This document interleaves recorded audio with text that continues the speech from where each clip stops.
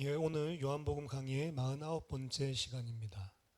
요한복음 11장 17절에서 27절 본문 말씀으로 이미 시작된 종말이라는 제목으로 같이 하나님의 말씀 나누겠습니다. 11장에 예수님께서 이 나사로가 병들어서 죽을지도 모른다는 그러한 소식을 듣고도 일부러 이틀을 지체하시죠. 그 이틀 지체하는 동안 나사로는 죽은 것 같습니다. 그리고 예수님께서 나사로가 죽은 줄 아시고 출발해서 나사로의 동네에 이르렀을 때 이미 나흘째가 된 것을 오늘 본문 17절을 통해서 알 수 있습니다. 예수님께서 이 늑장을 사실 피우신 것은 제자들에게 그리고 또 하나님께서 택하신 자들에게 사실 표적을 보여주고 그 표적은 하나님의 영광과 그리고 그 아들에게 주실 영광을 보여주는 것이다 라고 이야기하셨습니다. 제자들은 아직 그 내용이 무엇인지 잘 알지 못하는 상태죠. 오늘 17절에 예수께서 드디어 도착을 하셨는데 도착해서 보시니까 예수께서 와서 보시니 나사로가 무덤에 있은 지 이미 나흘이라 라고 이야기를 합니다. 예수님 당시의 문헌은 아니고요. 랍비 시대, 그러니까 더 후의 문헌이 되겠죠.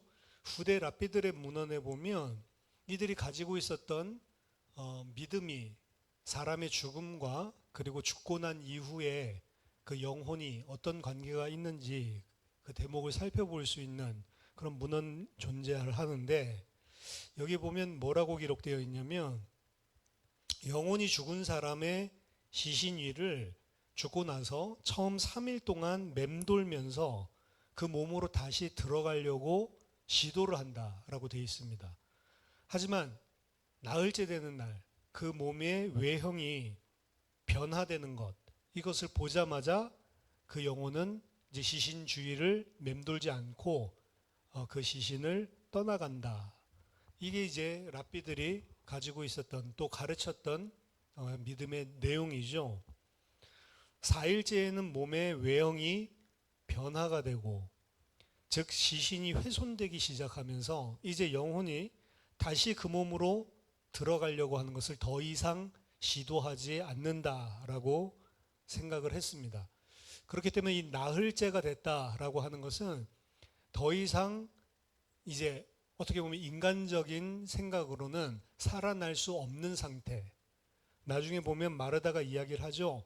이미 나흘이나 돼서 몸에서 시체에서 냄새가 난다라고 이야기를 하죠. 더 이상 소생할 수 없는 가망성이 없는 가능성 제로의 상태가 바로 이 나흘이라는 개념입니다. 적어도 유대인들에게는 그랬습니다. 우리나라도 비슷한 것 같아요. 3일장을 치르는 이유나 뭐 이런 것들도 어떻게 보면 죽었다가 잠시 다시 살아나는 사람이 있죠. 부활은 아니고 다시 잠깐 소생해서 그러다 몇 년을 더 사는 사람도 있고 이러다 보니까 바로 매장하거나 이러지는 않고 어떤 시간을 두죠.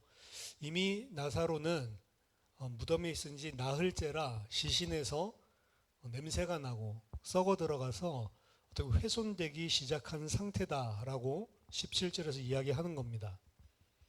18절에 베다니는 예루살렘에서 가깝기가 한 오리쯤 되매 많은 유대인이 마르다와 마리아에게 그 오라비의 일로 위문하러 왔다라고 이야기를 합니다.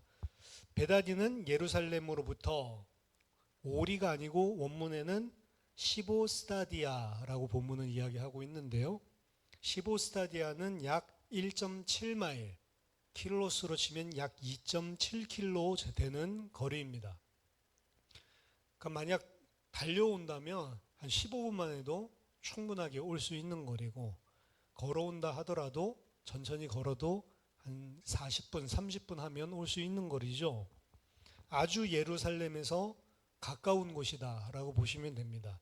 그렇기 때문에 예루살렘으로부터 유대인들이 이 마르다와 마리아 가정을 많이 조문 왔다라고 이야기를 합니다. 이것은 또한 이 그 나사로의 집안 가정이요, 예루살렘에 있는 유대인들에게도 사람들에게도 꽤 잘 알려져 있는 가정이었다라고 하는 것을 암시하고 있습니다. 아마 좀 부유했던 것 같아요. 왜냐하면 나중에 예수님의 발에 값비싼 향유를 뿌리는 그러한 장면이 12장에서 등장을 하죠. 그가 좀 유력한 집안이 아니었나, 일반인으로서 생각할 수 없는 그런 향유를 깨트리는 그런 모습들을 보여주고 있는데, 어쨌든 간에 수많은 유대인들이 그 집에 조문을 하러 왔고, 이 많은 조문객들로 인해서 나사로의 소생에 대한 증언이 상당히 예루살렘 전역으로 확산력을 가지고 퍼지게 되는 그런 결과를 낳습니다. 다른 측면으로 본다면 예루살렘에서 베다니가 이렇게 가까웠다는 사실은 예수님께서 지금 베다니에 오신 것 자체가 상당히 큰 위험을 감수하고 있다라고 하는 사실입니다.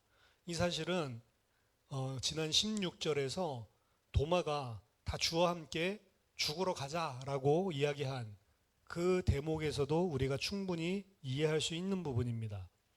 베다니에서 나사로를 다시 살리신 이야기 자체에서는 이런 위험에 대해서 전혀 언급하고 있지는 않지만, 사실 예수님이 베다니까지 오신 것은 제자들이 봤었던 대로 상당히 위험한 일이라는 사실을 우리는 기억할 필요가 있습니다. 얼마 전에 거기서 죽이려고 했는데 다시 거기로 올라가십니까? 라고 제자들이 우려를 했었죠. 어떻게 보면 예수님께서는 나사로의 죽음의 문제를 해결하기 위해서 자신이 죽음당할 위험을 감수하고 지금 올라가신 것입니다. 나사로가 소생하는 것은 예수님께서 택하신 자들을 어떻게 나중에 종말에 부활시킬 것인지 여기에 대한 프리뷰이기도 한 것처럼, 그 부활을 시키기 위해 예수님께서 십자가에서 죽으심으로 죽었던 우리를 부활시키실 그 일을 어떻게 보면 전조적으로 보여주는 사건이 나사로 다시 살리는 그런 사건이거든요. 나사로 살리는 것은 부활은 아니죠. 부활시키는 건 아니고 잠시 소생을 시키는 건데, 이 사건이 예표하고 있는 것은 예수 그리스도께서 하나님의 택한 자들을 부활시킬 것을 예표하고 있는 거거든요. 근데 어떤 방법으로 죽었던 하나님의 백성들을 부활시키냐? 예수님의 죽음을 통해서 부활시키는 거죠. 그래서 죽었던 나사로를 소생시키는 것도 예수님이 죽음을 무릅쓰고 자기의 목숨을 내놓고 가서 그를 소생시키는 걸로 이렇게 예표적인 그림을 보여주고 있는 것입니다. 20절에 마르다는 예수께서 오신다는 말을 듣고 곧 나가 맞이하되 마리아는 집에 앉았더라. 이 두 자매의 성격은 상당히 다른데요. 마르다가 언니인 것 같은데 마르다의 성격은 상당히 적극적입니다. 누가는 마르다에 대한 기록을 하고 있는데 우리가 잘 아는 본문입니다. 막 분주하게 예수님 오시니까 막 음식 장만을 하고 있죠. 그런데 예수님 곁에 앉아서 말씀만 듣고 있는 이 마리아를 보고 예수님께 간청을 하죠. 마리아에게 명하셔서 좀 돕게 해달라고 잘 아는 본문입니다. 근데 그 마르다가 분주하게 일하고 마리아는 말씀을 듣고 있는 그 본문에서 누가는 예수님이 어떻게 그 마르다와 마리아의 집에 들어가게 됐는지를 누가는 설명을 하거든요. 근데 이 부분은 대부분의 사람들은 그냥 넘어가는 경우가 많은데요.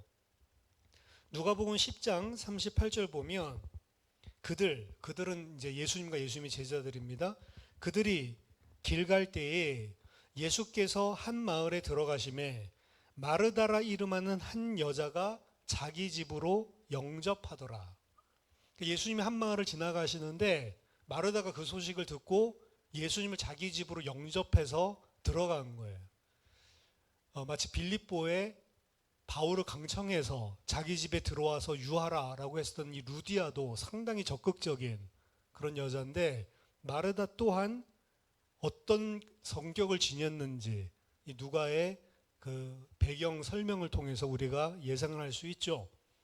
이 마르다의 성격이 그런 것 같아요. 적극적이고 그리고 굉장히 결단력이 있고 그리고 뭐가 들어오면 바로 행동해야 되는 그런 행동대장적인 이런 성격을 보여주는데 오늘 본문도 예수님 오셨다라는 소식 들으니까 바로 뛰어나가서 예수님을 맞이하고 있죠. 동생 마리아는 가만히 집에 있는 모습을 볼 수가 있습니다. 21절에 마르다가 예수께 여짜오되 주께서 여기 계셨더라면 내 오라버니가 죽지 아니하였겠나이다. 그러나 나는 이제라도 주께서 무엇이든지 하나님께 구하시는 것을 하나님이 주실 줄을 아나이다. 예수님이 계신 곳까지 맞이하러 나온 마르다는 예수님께 말합니다.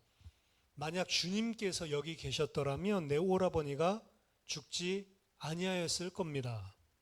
이 말 안에는 주님이 이곳에 계시지 않았던 것에 대한 아쉬움, 서러움, 원망이 섞여 있는 것이 아닌가 생각이 됩니다. 사실 곧바로 오시지 않았죠. 이미 전령을 통해서 죽을 병이 아니다 라고 말씀을 하셨는데 실제로는 예수님 말씀대로 되지 않고 오빠가 죽어버린 거죠. 그리고 예수님은 그 이후에 4일째가 돼서야 지금 당도했으니까 당연히 어떻게 보면 주님의 능력은 분명히 의심하지 않는 것 같아요. 그 뒷절을 보면 하지만 나는 이제라도 주께서 무엇이든지 하나님께 구하시는 것을 하나님이 주실 줄을 압니다 라고 고백하는 걸 봐서 예수님의 능력이나 예수님과 하나님 사이의 특별한 관계 요거 자체는 전혀 의심은 안 하는 것 같아요. 문제는 뭐냐면 그런 능력을 가지고 있는 주님이 여기 계셨더라면 우리 오라버니가 죽지 않았을 건데 라고 하는 아쉬움 또 약간의 원망, 서러움 이런 것들이 섞여 있는 거죠. 그럼에도 불구하고 마르다가 어떻게 이런 고백을 하냐. 지금이라도 주님은 무엇이든지 아버지께 구하고 하나님께서는 그걸 다 들어주실 수 있다. 예수님 자체에 대한 신앙은 근본적으로 마리아도 그렇고 마르다도 그렇고 가지고 있었던 것 같습니다. 한 가지 마르다의 낙심 가운데서도 예수님에 대한 믿음의 고백을 할 수 있었던 이유는 마르다는 아직 예수께서 일부러 나사로가 병들어 죽었을지도 모른다라는 소식을 듣고도 이틀을 더 지체하면서 일부러 나사로가 죽기까지 기다렸다가 오셨다라는 사실은 모르는 것 같아요. 예수님은 사실 죽을 병이 아니다라고 전령을 안심시켜서 돌려보내고 나서 이틀을 더 죽을 때까지 일부러 기다리시거든요. 만일 그걸 알았더라면 마르다는 그 다음 고백도 못했을 것 같아요. 어떻게 이럴 수가 있어요? 어떻게 죽을 때까지 지체를 할 수가 있어요? 했을 것 같아요. 근데 마르다는 사실은 예수님이 일부러 이틀을 더 지체하면서 나사로가 죽을 때까지 기다렸다가 일부러 그렇게 왔다. 나흘째가 돼서야 왔다라는 사실은 모르는 거죠. 그렇기 때문에 어떻게 보면 예수님에 대한 원망이 노골적이거나 그리고 완전히 예수님에 대한 신뢰를 저버리지는 않았던 것 같은데 만약에 마르다가 그 사실을 훤히 알고 있었더라면 어떻게 보면은 그 다음 고백도 안 나왔을 것 같아요. 상처받아가지고. 객관적으로는 이 믿음의 고백을 하기가 어렵지 않았을까 싶습니다. 23절에 예수께서 이르시되 네 오라비가 다시 살아나리라. 예수님이 무엇이든지 지금이라도 하나님께 구한다면 다 주실 줄 안다라고 한 고백을 했는데 마르다는 예수님은 뭐라고 말씀하시냐면 네 오라비가 다시 살아나리라 라고 이야기를 합니다. 사실 마르다의 고백은 예수님에 대한 정확한 고백은 맞습니다. 왜냐하면 예수님은 하나님의 아들이고 예수님이 무엇이든지 아버지께 구하면 아버지는 그에게 응답해 주시는 분이 맞기 때문에 너무나 정확한 고백인 것은 맞지만 그렇다면 이 마르다 속에 그럼 예수님이 지금 죽어서 나흘이 돼서 이미 썩은 냄새가 나는 그 오빠를 살려달라고 아버지께 기도하면 그럼 하나님께서 그것도 무엇이든지 들어준다고 했으니까 그것도 들어주신다라고 믿고 있냐? 사실 그 부분인데 그 다음 24절 마르다의 대답을 보면 안 믿고 있는 것 같아요. 마르다가 이르되 마지막 날 부활 때에는 다시 살아날 줄을 내가 아나이다. 사실은 이 부분을 분명히 믿었다면 지금이라도 그럼 오빠를 살릴 수 있다는 말이에요? 이렇게 물어봐야 되는데 그게 아니고 마지막 날 부활 때에는 다시 살아날 줄을 믿습니다 라고 이야기를 하죠. 예수님의 말씀에 대해서 마르다는 이 땅에서의 죽음이 끝이 아니고 마지막 날에는 다 부활할 것이다 라고 하는, 그때에는 나사로도 다시 살아나게 될 것이다 라고 하는 식으로 주님의 말씀을 이해를 했습니다. 이것은 당시 유대인들이 가지고 있었던, 특히 바리새파들 중심으로 가지고 있었던 부활 신앙인데요.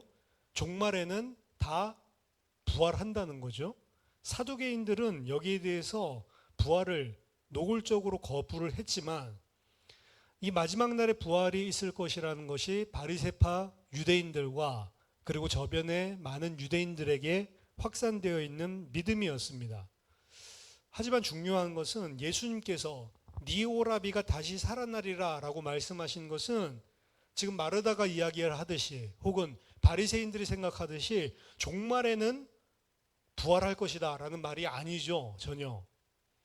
그 다음에 본문들을 11장을 살펴보면 지금 이 땅에서 다시 살아날 것이다 라고 하는 말씀이죠. 예수님은 바로 지금 네 오라비를 다시 살릴 것이다 라는 의미로 말씀을 하십니다. 부활은 아니죠. 소생의 의미입니다. 하지만 이것은 예수님께서 앞으로 마지막 때에 택한 자들을 생명으로 부활시키는 종말을 예표적으로 보여주시는 7번째 가장 중요한 표적입니다. 그리고 이 종말은 원래 유대인들이 생각할 땐 역사가 끝나는 마지막, 역사의 마지막 날이 이 종말이라고 생각을 했거든요. 하지만 역사의 마지막 날에 일어나는 것이 아니고 예수님이 이 땅에 오심으로 역사의 중간에 이미 시작되고 있음을 상징하고 있는 것입니다. 그래서 예수님은 연이어서 중요한 진리를 말씀하십니다. 예수께서 이르시되 나는 부활이요 생명이니 나를 믿는 자는 죽어도 살겠고 무릇 살아서 나를 믿는 자는 영원히 죽지 아니하리니 이것을 네가 믿느냐? 예수님은 마지막 부활을 지금 여기서 처음 언급하시는 것이 아니고요. 이미 요한복음 전장들에서 여러 번 언급을 하셨습니다.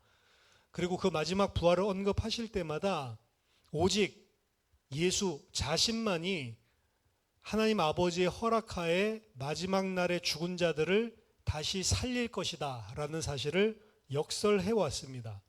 그 동일한 진리는 이제 나는 부활이요 생명이다 라고 하는 이 간결한 문장 속에 다시 반복하고 있는 겁니다.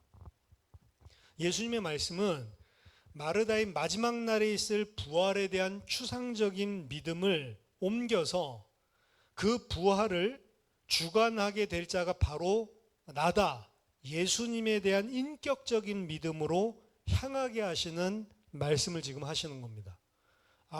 종말에 이런 일들이 일어나죠.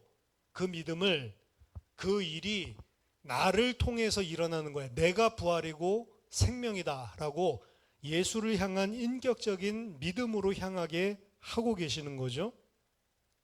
예수님은 특히 마지막 날에 죽은 자들을 다시 부활시킬 뿐만 아니고 예수님 자신이 부활이고 생명이다 라고 이야기를 합니다.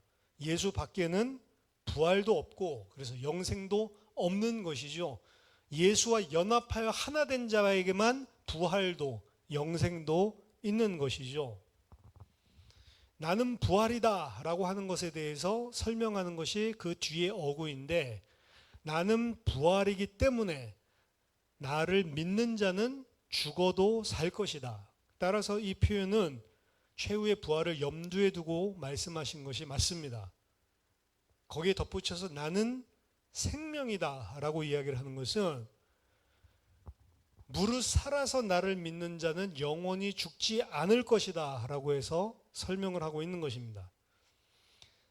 여기서 살아서 나를 믿는 자, 살아서라고 하는 것은 지금 우리가 이 땅에 목숨이 있을 때에 믿는 자라는 의미가 아니고요. 당연히 살아서 믿는 거지 죽어서 믿을 수 없기 때문에 여기 살아서라고 하는 의미는 하나님의 생명을 가진 자, 구원의 생명, 영원한 생명을 가지고 있는 자를 말합니다. 영원한 생명을 가지고 나를 믿는 자라는 의미가 살아서 나를 믿는 자예요. 이 사람은 결코 죽지 않을 것이다.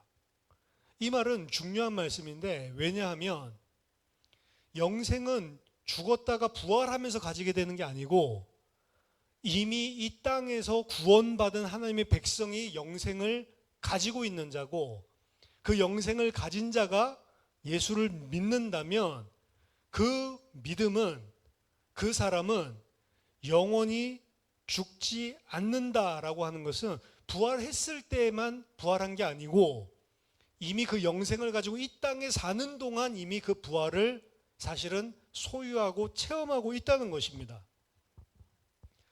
처음에 말한 것은 신자는 비록 죽을지라도 영원한 생명을 가지고 부활할 것이다 라는 이야기를 하고 있다면, 뒤에서는 단순하게 마지막 종말 때에 우리는 영원한 생명과 부활을 가지게 될 거다, 이게 아니고 이 세상에 예수를 믿음으로 구원받은 자는 이미 영원한 생명을 지녔고, 그렇기 때문에 그 자는 어떤 의미에서는 결코 죽지 않는 존재다라는 것을 이야기하는 것입니다. 신자는 비록 죽을지라도 마지막 부활 때에 살아나는 것, 이것뿐만이 아니고 신자는 살아있을 때 이미 부활 생명을 누리는 자이고, 그 생명을 누리는 자는 어떤 의미에서는 결코 죽지 않는 것이다 라는 말씀을 하는 것입니다. 같은 맥락에서 예수님은 자신의 부활과 성령을 보내주심으로 말미암아 믿는 자들은 즉시 영생을 소유하게 되는 것이다 라는 것을 사실 반복해서 가르치십니다. 진실로 진실로 너희에게 이르노니 사람을 내 말을 지키면 영원히 죽음을 보지 아니하리라. 사람이 내 말을 지킨다면 영원히 죽음을 보지 아니하리라. 이게 바로 이미 영생을 가지고 있다라는 이야기고 이미 부활 생명을 가지고 있다는 이야기거든요.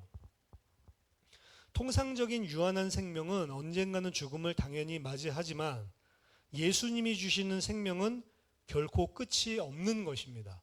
중단됨이 없죠. 그런 의미에서 살아서 예수를 믿는 자, 이미 예수 그리스도를 믿음으로 영생을 얻은 자는 결코 죽지 않을 것이다 라는 것입니다. 이것을 네가 믿느냐, 나사로를 살릴 것을 믿느냐, 이 질문을 하는 게 아닙니다. 마르다가 앞서 말한 대로 자신의 오라버니가 마지막 날에 부활하게 될 것이다 라는 믿음에서 한 걸음 더 나아가서 그 부활이자 생명이며 영생을 줄 수 있고 부활의 영광스러운 변화를 줄 수 있는 유일한 사람이 바로 예수, 나라는 사실을 인격적으로 믿는 믿음으로 더 나아가겠느냐라고 물으시는 겁니다. 만약 마르다가 이 질문에 대해서 긍정적으로 대답한다면 그녀는 곧 있게 될 나사로를 다시 살리시는 이 표적을 그냥 오빠 살아났다 이걸로 보는 게 아니고 앞으로 종말에 주님께서, 예수님이 바로 부활시키는 그 주인공이 되실 것이구나 라고 하는 상징, 하나님께서 보여주시려고 하는 진짜 표적을 정확하게 보게 될 것이죠. 이에 대해서 마르다는 고백합니다. 주여, 그러하이다. 주는 그리스도시요 세상에 오시는 하나님의 아들이신 줄 내가 믿나이다. 정확한 고백이죠. 이에 대해서 마르다는 예수님에 대한 인격적인 확신을 분명하게 하는 고백을 합니다. 주여, 내가 믿나이다 뒤에 나와 있는데 내가 믿나이다 라고 하는 이 동사는 과거 완료형으로 마르다가 이야기하고 있어요. 과거 완료형으로 이야기한다는 것은 자신이 가지고 있는 확신과 신뢰를 분명히 나타내는 표현입니다. 마르다는 자신이 예수님에 대한 인격적인 신뢰, 그리고 예수님에 관한 사실들이 참되다라고 하는 확신을 담고 고백한 겁니다. 마르다의 이 고백은 완벽한 신앙의 내용을 담고 있습니다. 주님, 예수님, 당신은 그리스도이시고 하나님의 아들이시고 세상에 오시는 분이라고 하죠. 세상에 오시기로 하나님께서 작정하신 바로 그분이십니다 라고 고백하는 겁니다. 어떻게 보면 이 믿음의 내용은 그 마태복음 16장 16절 베드로가 고백한 거 거기 버금갈 만큼 완벽한 어떻게 보면 신앙적인 고백을 주님께 하고 있습니다. 그리고 그 사실을 자신은 분명한 확신을 가지고 믿는다라고 고백을 한 것입니다. 표면적으로는 그렇습니다. 여기가 오늘 본문인데요. 먼저 오늘 본문을 통해서 조금 생각할 부분들 세 가지 이야기하려고 하는데, 먼저 첫 번째는 지금 나사로를 살리기 위해서 예수님께서 이 베다니에 이르셨는데, 나사로를 살리기 위해서 예수님께서 자기의 목숨을 걸고 가셨다라는 점을 먼저 좀 묵상해 봐야겠습니다. 그냥 나사로 살리러 간 게 아니에요.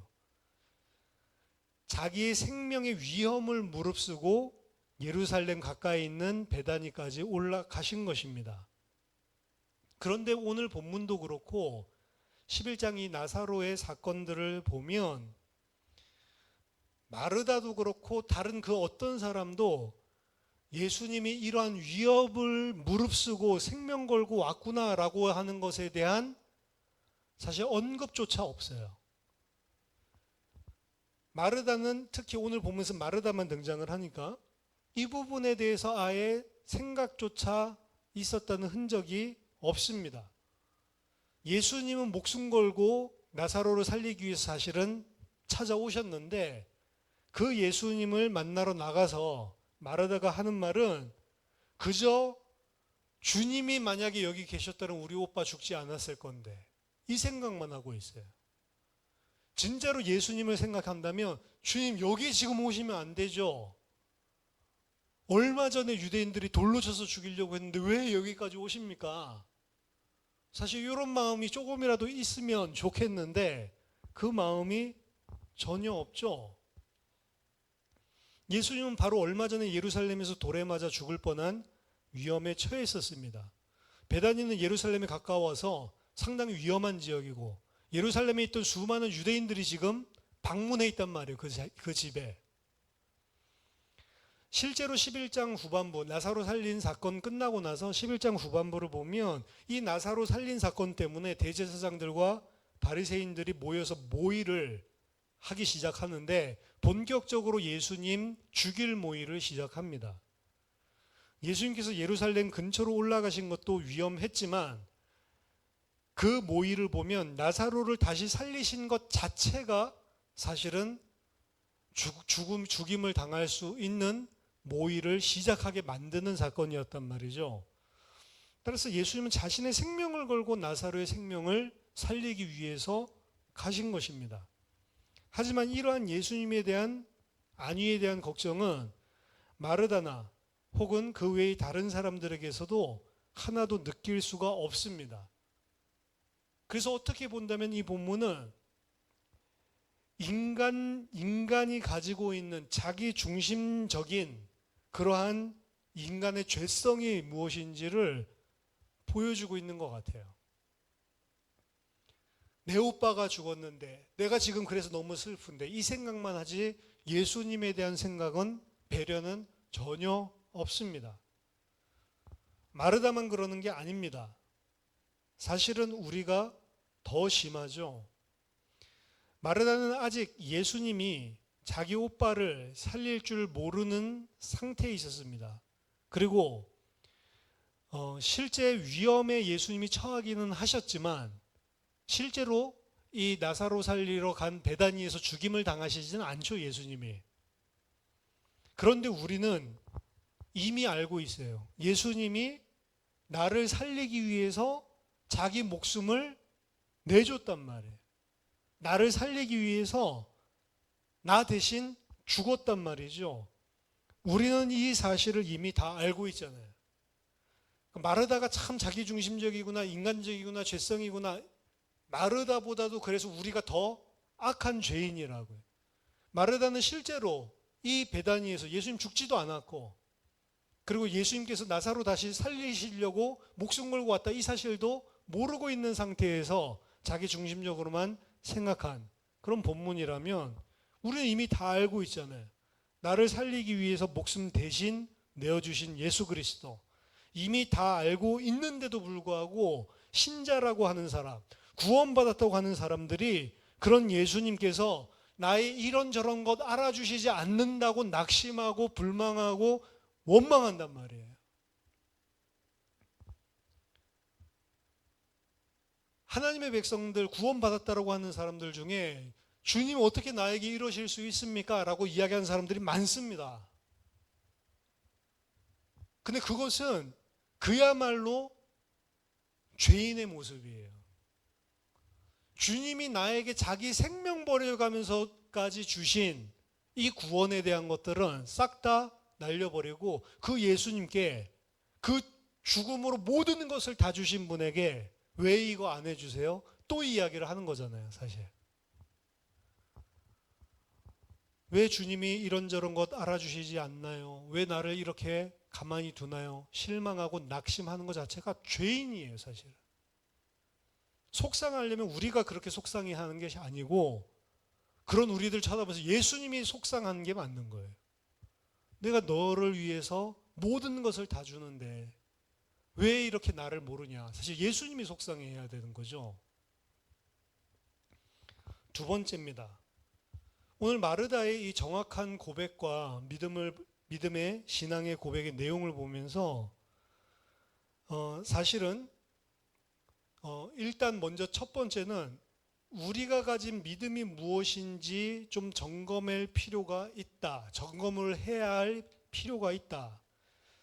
왜냐하면 처음부터 이 마르다는 완벽한 믿음의 고백을 합니다.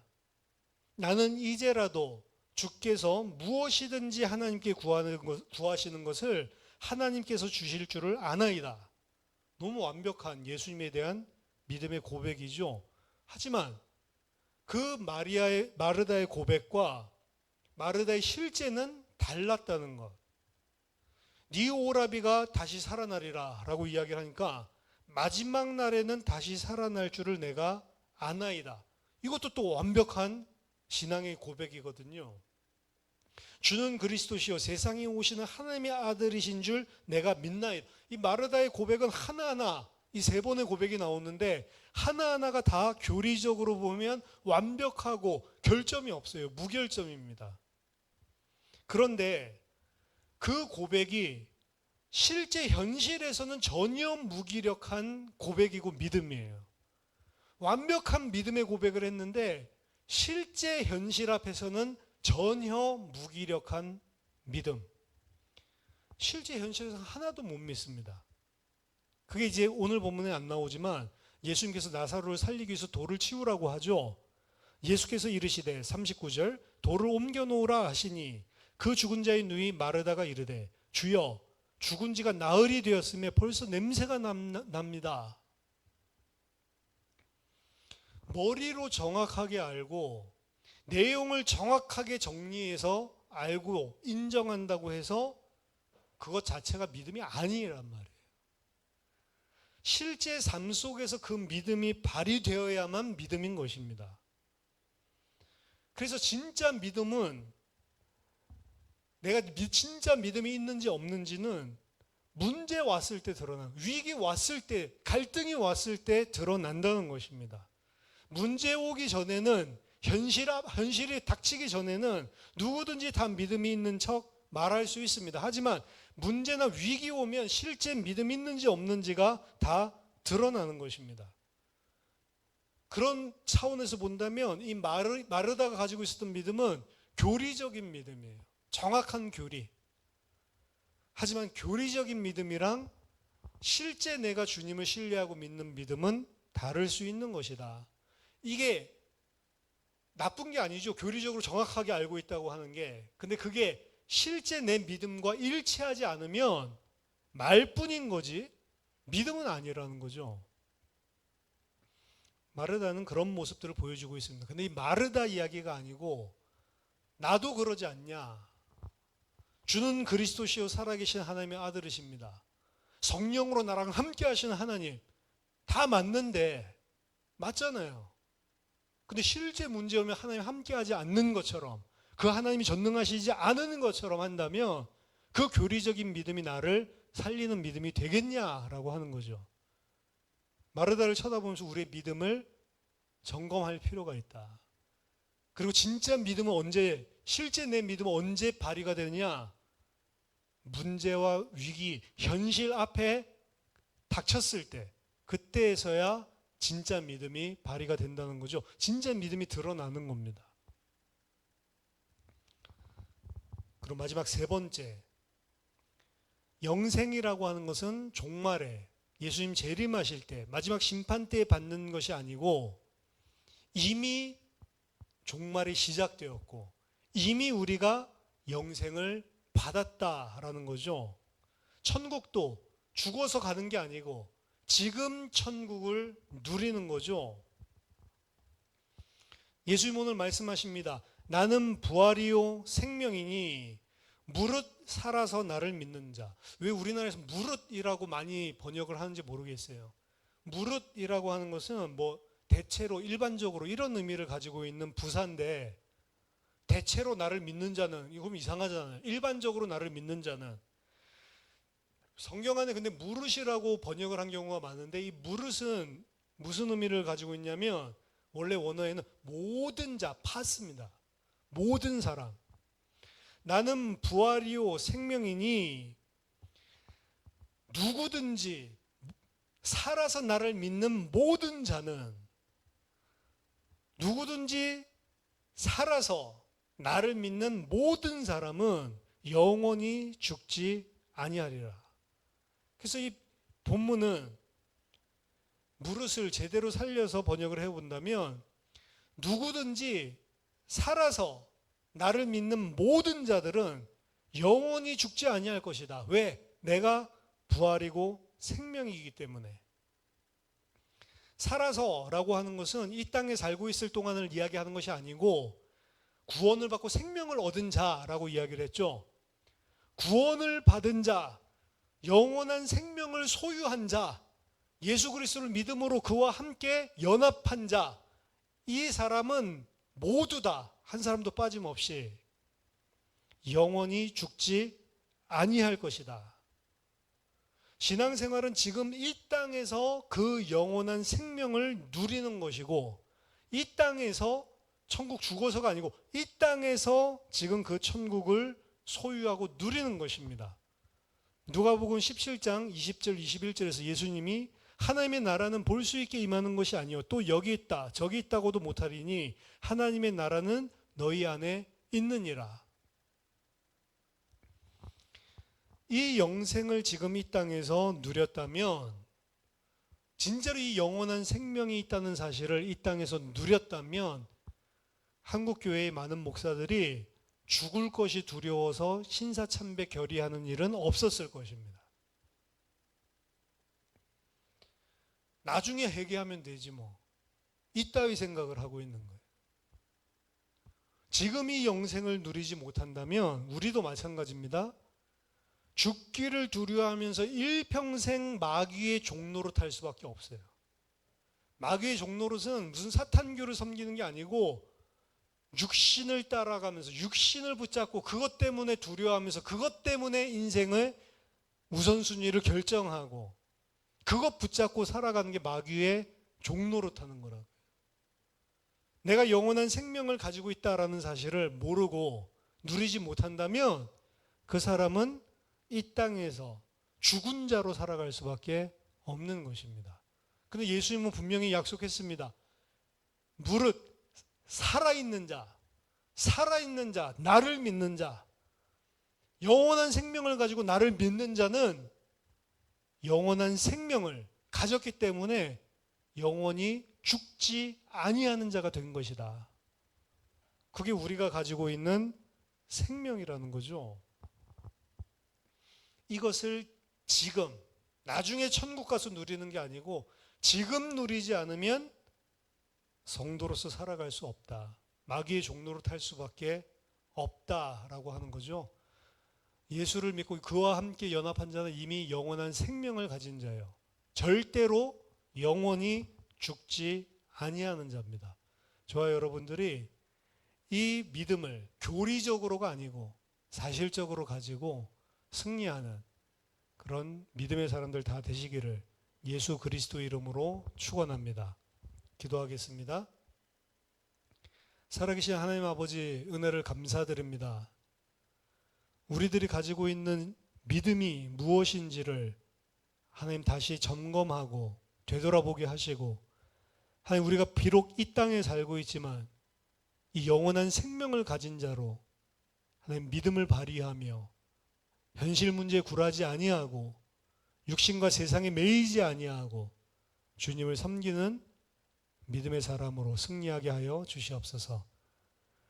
죽어서 천국 가는 것이 아니고 죽어서 영원한 생명을 가지는 것이 아니라 지금 이 땅에서 하나님 나라를 누리고 영원한 생명을 소유한 자로 살아갈 수 있는 믿음을 더하여 주시옵소서. 예수 그리스도 이름으로 기도하옵나이다. 아멘.